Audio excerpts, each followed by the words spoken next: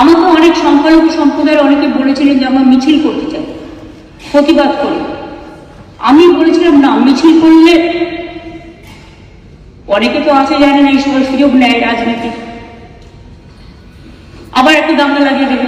আমি দাঙ্গা তো চাই না, আমরা দাঙ্গা চাই না, শান্তি চাই। আমি যতদূর জানি কালকে ফরেন সেক্রেটারি যাবেন বাংলাদেশে, আজকেই যাচ্ছেন, কালকে ওদের মিটিং আছে। সুতরাং লেট দেম ডিসাইড। এই ব্যাপারে আমি পরিষ্কার বলি, এক্সটার্নাল অ্যাফেয়ার্সের ব্যাপারে উই নেভার ইন্টারফেয়ার। আমাদের দলের পলিসি হচ্ছে, এবং আমাদের সরকারেরও, আমরা সবসময় এই ব্যাপারে গভর্নমেন্ট অফ ইন্ডিয়ার যে গাইডলাইন্স দেয়, এক্সটার্নাল অ্যাফেয়ার্স যে গাইডলাইন্স দেয়, এটা কিন্তু আমরা মেনে চলি।